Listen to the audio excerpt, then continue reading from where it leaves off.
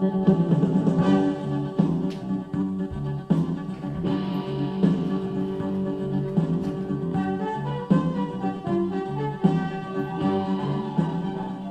if you could achieve everything your heart desires? What if, no matter the task, regardless of the enterprise, your success was assured? In fact, you can create for yourself the life you want. To accomplish this, you must first envision the possibilities. You must begin with a dream. The more you can dream, the more you can do. When you dare to dream, your vision expands. You see clearly what may be, and you attract into your life the very opportunities necessary to achieve your goals. Your dreams hold the magic and power to make you as great as your dominant aspiration. Stan Cottrell is a world-renowned long-distance runner and a living example of the power of a dream. He overcame all obstacles to complete a 2,125-mile run through the People's Republic of China. He ran a grueling 40-plus miles a day for 53 days in order to promote the spirit of friendship between America and China. From the Great Wall, through the majestic mountains, to the forbidden interior regions where Caucasians have rarely been seen, Stan plodded onward over rugged terrain on swollen and blistering feet, fighting hassles and discouragement all the way. It was the most difficult project he ever attempted. It was also the miraculous fulfillment of a long-time dream. Besides his great friendship run through China, Stan's achievements include a 3,500-mile, 80-day run through Europe, a 48-day, 3,103-mile Trans-America run, and numerous other ultra-marathon events. In all, he has logged over 135,000 miles of running throughout the world.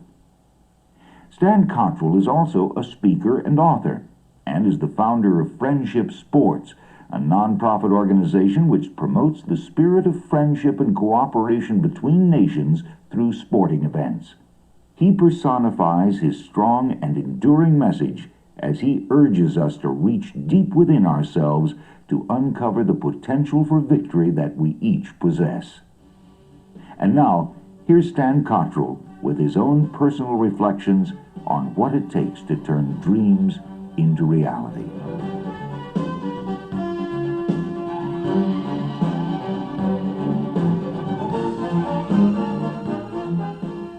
Please don't tell me I can't get a hold of the end of the rainbow. I will. I will go and catch it and put my arms around the end of the rainbow. A 6-year-old boy from the backwoods of Kentucky made this confident statement to his dad one afternoon after a particularly heavy rainstorm. The boy only knew one thing. He had a goal and was going to achieve that goal. He knew in his heart of hearts he was going to catch the rainbow. He knew he was fast, that he had a special ability to run, to literally chase down rabbits and cows and to win the 100-yard dash every time. His world was filled with hope, anticipation, desire, expectation, belief, and all the supercharged emotions a person has when they have a goal. Folks, that has been some 40 years ago, and I find myself still living by the same attitudes I used that day with my father. I began to discover as a child, in the serious world of play activities, a model for success that has, through time and practice, become ingrained within my total being. Every goal of mine has been achieved by following this format. This plan didn't come about overnight, but through thousands of hours and experiences, setbacks, and successes. Oh, I suppose a lot of people would think running 2,125 miles across China, averaging 40 miles a day for 53 consecutive days, seems a little strange. I assure you, it's not any different than your daily race in the corporate arena. What emerged for me during this adventure of a lifetime was something far more challenging than the actual physical stress to the body. The China experience brought me face to face with myself. Everything I believed came to the surface and found meaning in a new way. For the first time, I could understand all that had been half asleep within me. Maybe this look inward came about as a result of the Spartan living conditions, the unfamiliar food, going from 140 pounds to 123, or running approximately 1,000 miles with 2 cracked vertebrae. When everything that you have as a reference point has been taken away and can no longer be depended upon, then you come to the moment of truth within yourself. One by one, old walls began to crumble, and I felt I was being filled with fresh new insights. I was able to see clearly and understand that pain is the child of healing. You cannot find the true way until you have first been lost. To wake, you must have first slumbered. We call something a law because it has proven itself over and over. It has stood the test of time. What I'm about to share with you are laws or principles of achievement that have helped me on my journey. First, let's talk about dreams. Call it what you will, dreams, visions, imaginations, they're all very real and necessary. This is the greatest gift we're endowed with, the ability to dream. Consider this. Your accomplishment is in direct proportion to the magnitude of your dream. I've been called a dreamer for years. For a time, I'd been duped into thinking that was a fault. Now I thank people for paying me the compliment. Give yourself permission to dream great-hearted dreams. Give yourself permission to not be frightened by the magnitude of the dream. Dreaming is as natural as breathing. As the poet La Fontaine once said, when the soul of man is on fire with imagination, impossibilities vanish. I love being around people who have not deserted the dreams of their heart or ideals. There's something special about people who have not gone to sleep, who have not allowed icy walls of cynicism and pessimism to encase their hearts. From the time the dream was conceived to run across the People's Republic of China to the day I received permission, it took almost 5 years. Not a day went by that I did not run some part of China in my mind.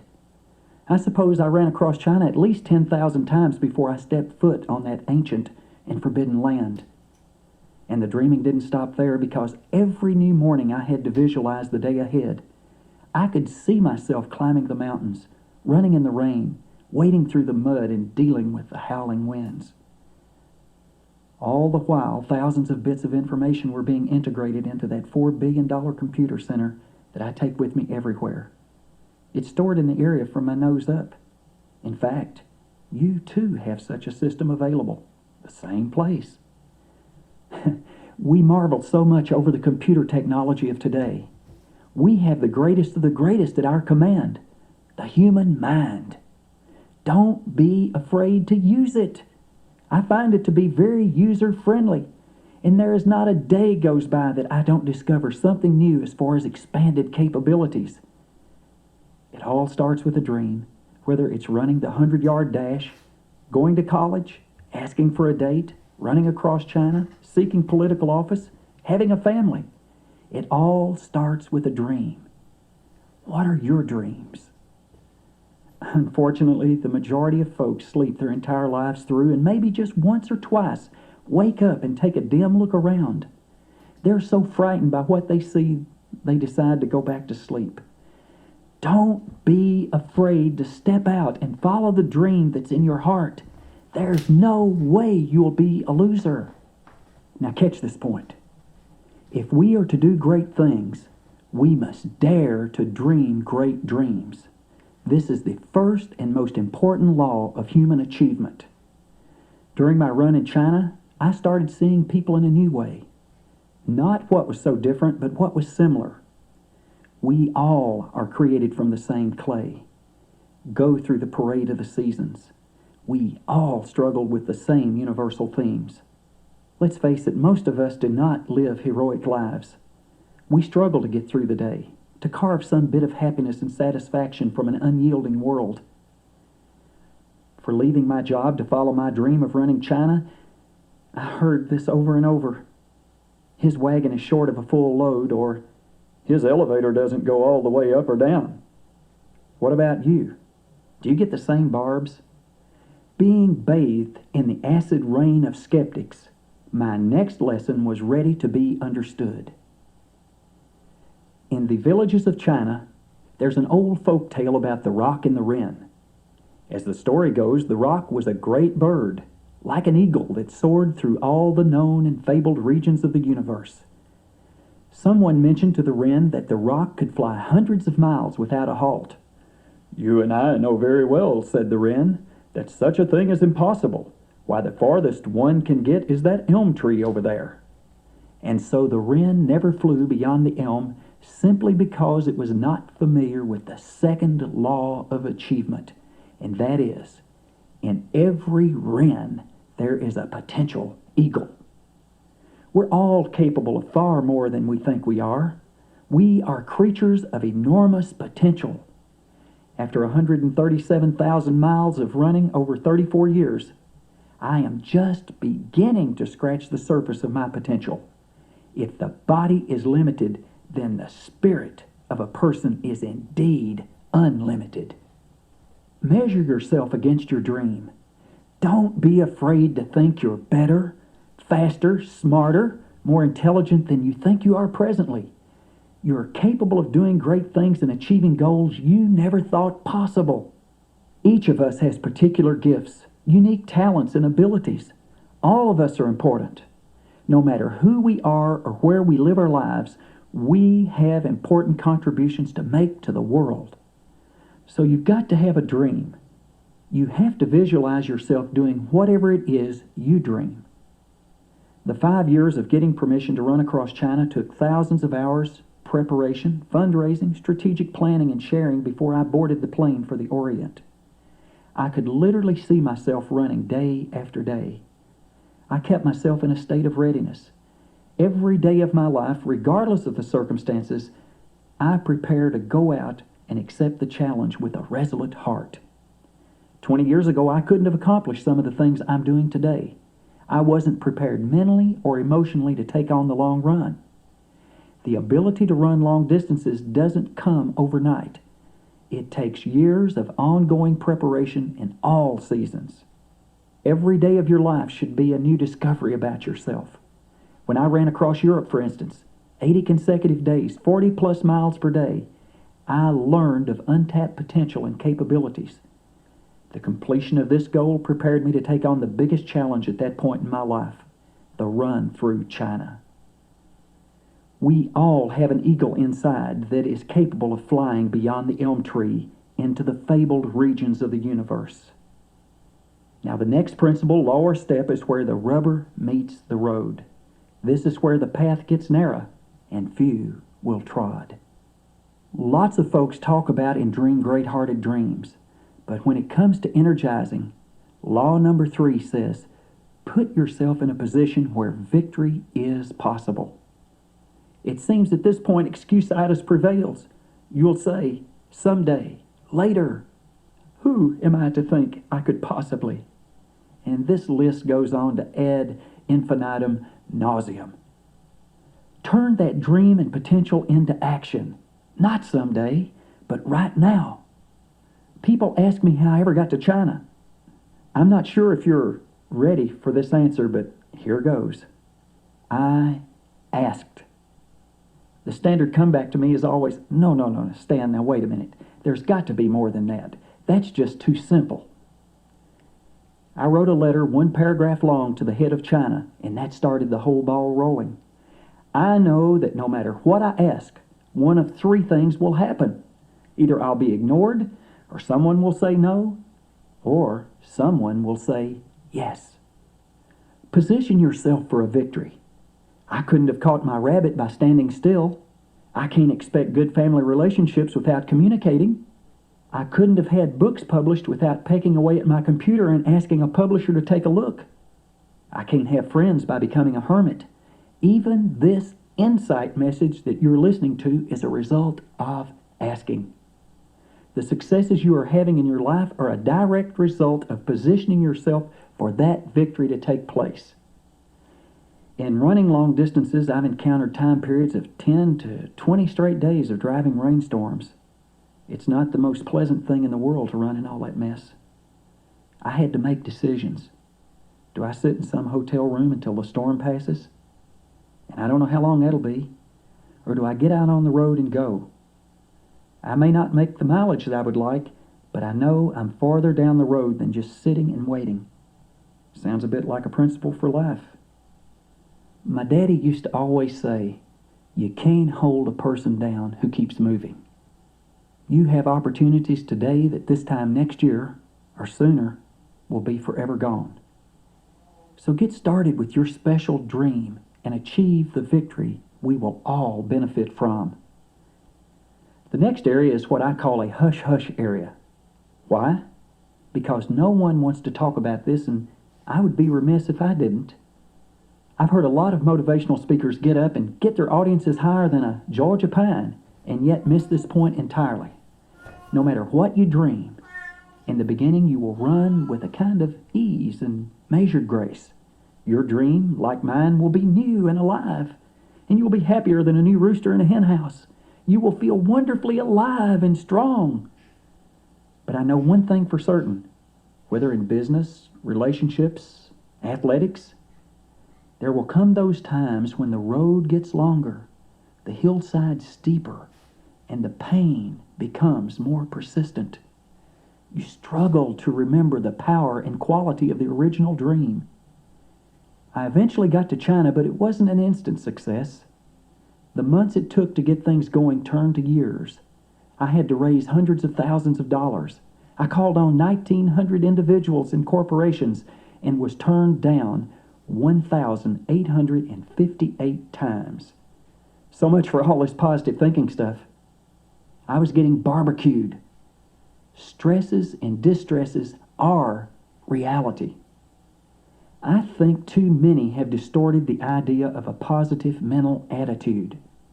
I encounter depressed people daily who say, I don't understand, I thought positive. I encourage having a truthful mental attitude with yourself. There's a world of difference. Figuratively speaking, we all have to deal with the dust of the road. Our bones ache. The winds blow cold to the heart. The water is foul to our taste. I want to collapse. My spirit, like yours, also comes undone. This is where our fourth timeless law of human achievement comes in. For every dream, there is a corresponding dragon. I listen to people talk about possibility and promise, but why do so many persist in ignoring the dark side? The higher our dream, the more lofty our goal, the more powerful are the forces that would deny us both. It's like a dragon, but it's not on the outside, it's inside. It's part of us. It eats away our heart and our resolve, its feelings of doubt and rejection. What are some of the dragons we deal with? For me, I constantly have to reject rejection, not heed negative voices, nor allow that mental garbage to creep in and infect me with feelings of inadequacy, inferiority, or insecurity. Regardless of our dream, if we reach high enough, there will come a moment of truth. We stand face to face with ourselves. We've counted the cost and accepted the challenges. It is at that moment we feel the breath of the dragon. There is not a day of my life that I don't encounter and have to do battle with the dragons of fear, anxiety, doubt, dejection, pity, and so on. When called upon to do public speaking, people ask how to properly introduce me, and I say, Dragon Slayer will do. Dragon Slayer. To the dragon I warn, be gone, you sorry scoundrel! How dare you invade my world? Sure, I have plenty of scar tissue in my gluteal muscles where those rascals have caught me off guard and have taken their chunks of flesh. The trick is to never let them get enough bite to stop you from taking action. You can tame the dragon if you know its nature. The weapon is our fifth concept that I call the law of fire and jade. It is an awareness of the polarities that define the universe, the mating of opposites, the alternating relationship between sunshine and moonlight. I know the fire in me will not always be roaring and blazing. I accept the fact that I need quiet time alone. Anything that is worthwhile takes a lot of hard work. I'd love to have a nickel for every time someone has said, if it was easy, everybody would be doing it. Every time I do a long run, There's the excitement in the beginning. There's the crowds. The exhilaration of the dream keeps me going. It's like I'm pure energy and adrenaline. But after a while, the energy source is drained. The nerve ends are shot. It's just you, baby, and you're alone. You've got to keep that dream alive. Keep the fire kindled. I love the words of John Wesley. He said, "Every day I set myself on fire with enthusiasm, and people come from far and near just to watch me burn." I have a chemist friend who told me in doing photospectrometry studies, they can actually tell the impurities being burned out of a substance by the color of the flame. I know when I keep the flames burning within me, impurities are being burned. I haven't the time to be messing around with such things as anger, pride, prejudice, dissension, gossiping, backstabbing, and bitterness. The fire burns away doubt, confusion, and pain. Again, the fire consumes energy. So you have to strike this median. Keep the fire of enthusiasm burning, but maintain an even flow of energy distribution. This is the cool side of the equation, the Jade side. The Chinese explained this balance between fire and jade by comparing it to a wind wheel. The two blades are opposite, opposing forces, but when they are in balance, they turn with what seems like effortless power. It's a principle that works in running, business, love, and in life. I don't know of a single thing we do that this doesn't apply. Keep the heart on fire and the mind as cool as jade. By keeping your heart and mind like a wheel, your physical and emotional journey will take on new meaning. When the storms come, you know they shall pass. When the winds of adversity roll in, you remain calm. When all around you is screaming out to quit, stay cool. Keep the even flow of emotional distribution while maintaining the even flow of energy distribution. As I continued to wind around China's mountain trails, my mind became illumined, aglow as the sun, as the next truth began to flow into my mind and heart. This sixth law deals with time and the impact of a person's life on others. Your challenges and achievements are personal and unique to you. Each of us has his run to make, no matter who we are or where we live our lives. No one can make our run for us, because time is a stream touching all lives. Everything we do impacts on the lives of others for all time. I realize more and more that I'm a product of countless numbers of lives who have touched me both directly and indirectly. Every encounter along the way has had an impact. I now know that to succeed, to achieve greatness in any field, is a profoundly selfless concept. The word is selfless. If a person fails to try, there is no change. The status quo remains the same. The world is denied a victory, and the whole universe suffers for all eternity. But when a person succeeds, when a person lives his dream and achieves his potential, the whole world feels that victory and is changed forever.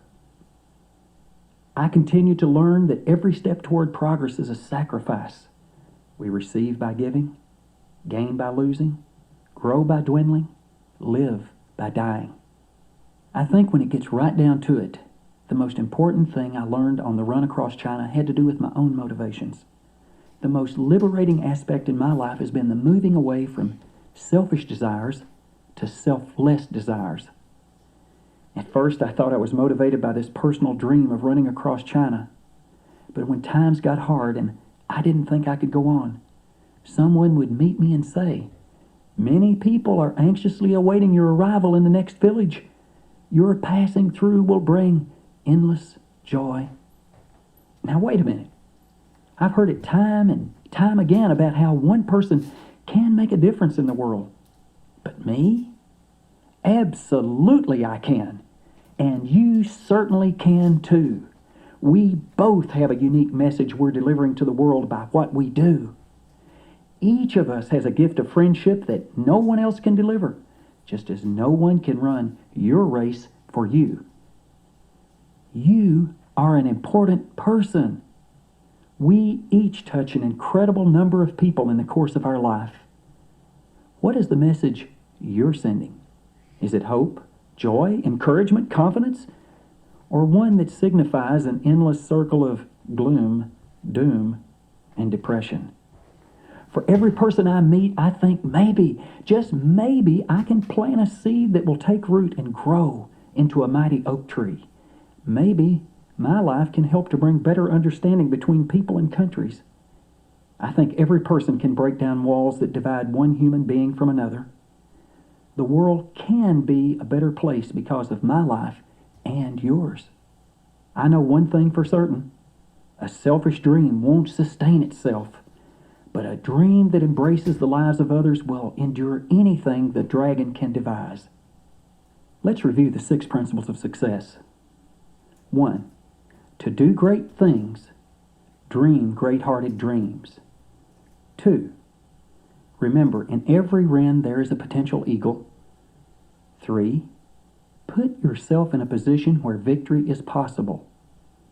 4. Every dream has its dragon. Fight the negative voices of doubt and rejection. 5. Tame the dragon by balancing fire and jade. And 6. Recognize the impact of your life on others, not only for the moment, but for all time. And there's a 7th truth. So many of us go running throughout the world. We're constantly searching for those qualities of mind and body and spirit that we think will bring us lasting joy. But those qualities we seek, those things we think that will make our lives more successful, we already possess in abundance. It's not something that you can hold up in front of a TV camera. It's not our accomplishments. That's only the tip. That's what others see. It is in our daily performance that we find the intangibles. They bring us to the threshold of what victorious living is all about. We don't have to go running in the mountains on the other side of the earth to find these precious jewels. To achieve lasting greatness, we must merely look within ourselves and gather the gifts God has already placed there. These gifts are the result of being in the race. Present active tense, being involved. They are reverence, respect, sincerity, kindness, gentleness, patience, humility, and integrity. I want to encourage you as you run your important race. When you think you can't go any farther, please, hang on 5 minutes longer. This is precisely what I found to be the difference between victory and defeat. Hanging on just 5 more minutes. This year, while out on a run after an afternoon thunderstorm, I could hardly believe what happened. I found myself standing right in the midst of the end of a rainbow. I was literally bathing in the brilliant colors. It was spectacular. 40 years after telling my dad, "Don't tell me I can't get a hold of the end of the rainbow." What an incredibly satisfying moment that was for me. I achieved my goal, and you can too. That was Stan Cottrell with his 6 powerful principles for goal achievement. This is Steve King. Join us next month for another edition of Insight. And now please fast forward this cassette to the end to hear Arthur Freeman and Earl Nightingale on side 1.